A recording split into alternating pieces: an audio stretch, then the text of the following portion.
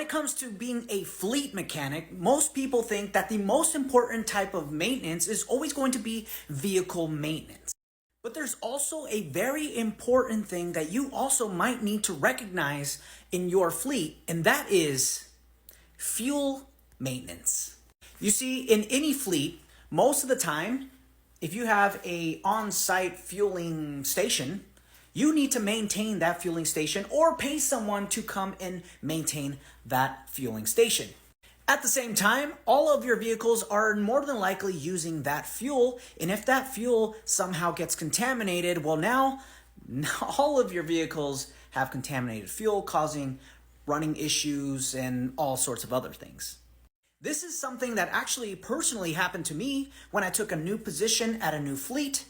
Well, things got ugly. You see, when I started this new position, I was in charge of all the vehicles, the fueling station, and also all the school buses, mowers, tractors, and whatnot.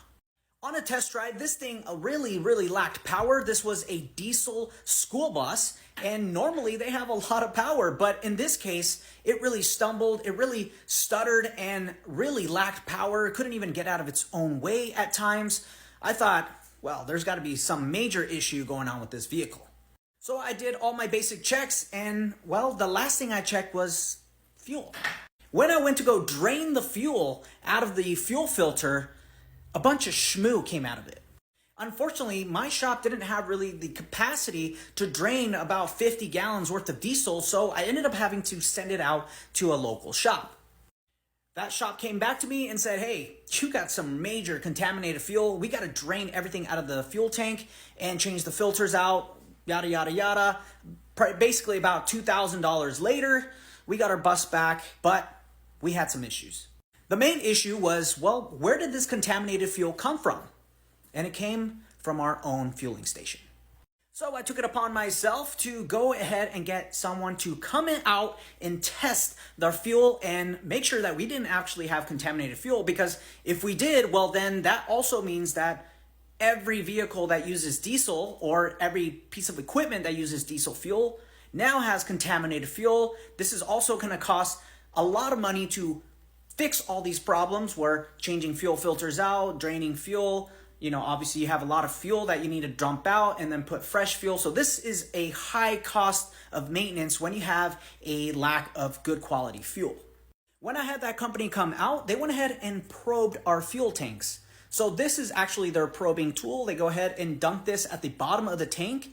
Once it hits the bottom, the little canister kind of opens up, allows whatever is going to enter into that probe to enter. And then once you start pulling it back up, well, it basically shuts up or shuts off, and you're able to pull a sample from your fuel tank. This is just another view of the probe. Like I said, once it hits the bottom, it'll open up and allow you to pull a sample. Once we pulled a sample, we put it in a clear cup to try to see what was going on. And well, here is diesel fuel, and then here is the contamination that we have in our fuel tank. Most of the time when you have contaminated fuel, it's usually water. In this case, it was water plus a whole bunch of other stuff kind of mixed together. And when you have water and diesel, well, they don't really mix together well. So you'll have the top part of it will actually be diesel, the rest of it pretty much water with other types of contaminants. And they kind of just sink to the bottom of the tank. And that's why we always want to test the bottom of the tank and try to get the best sample possible to see what the condition is of our fuel. So as you guys can tell, this is actually what contaminated fuel looks like up close. So at this point, what is the next process? What do we do when we're in that situation where we have contaminated fuel? Obviously, we can't just keep running this fuel over and over into our equipment because, well, everything is going to be contaminated. So I completely shut down the fueling station for the diesel. I also shut down the unleaded because I didn't know if the unleaded fuel was also contaminated until we went ahead and tested it. The next process was calling a company that does fuel conditioning. Basically what they do is they run all your fuel that is in your tank, they run it through a bunch of filters and then dump it back into the tank and just keep cycling and cycling until everything is pretty much gone. When you're in the process of fuel conditioning, this is the actual filter mesh or cartridge or filter, whatever you want to call it. This is what a clean one looks like before running the fuel to get it all filtered out. And after running the system, this is what the filter actually ended up looking like. You could see there was a major contamination in this tank. It took hours of filtration or filtering this fuel in order to get all the contamination out. This was just one filter. They used multiple filters. They probably used about 20 different filters in order to clean out everything in this fuel. And well, this is a clear sign. It was pretty bad. After a couple steps of the filtering process, you could start to see that the fuel is, well, starting to get clean. Before this was actually pretty dark. This is probably like the second or third filter that they put in, and you can start to see that the fuel is still getting cleaned. It's a little bit cloudy. It's not quite clear like clean fuel yet, so we still have to run more filters in order to get this thing perfect. And this is pretty much the second to final result. Unfortunately, I didn't take a picture of what super clean fuel looks like, but I ended up showing you guys what this one looks like, and you can still see a little bit of cloudiness in the diesel fuel, but you can see much of improvement in the contamination. So we pretty much don't have any more of that sludge, that water, everything that was in contaminants with that fuel. So now we're pretty much ready to throw another type of micron filter, a more tighter micron filter, to get rid of that cloudiness, and it basically becomes clear, clean diesel fuel.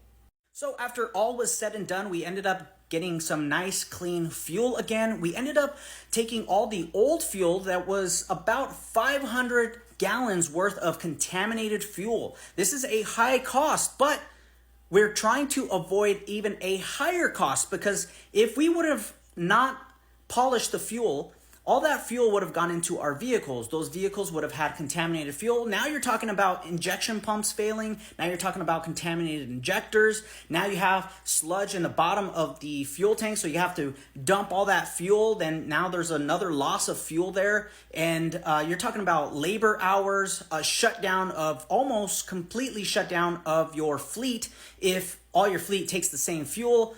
This is a major problem. I don't think enough people are even talking about this or even doing videos about this stuff. So make sure you guys are aware. You need to service your fueling station. You need to pull samples. I would say probably pull a fuel sample at least once a month to see what the condition is of your fuel, especially if you're running diesel in your fleet.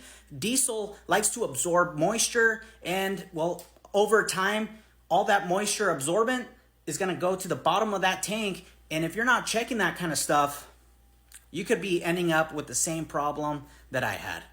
Anyway, guys, I hope you guys enjoyed. Hope you guys learned something. And if you did, smash that like button and give me a follow. Thanks. See ya.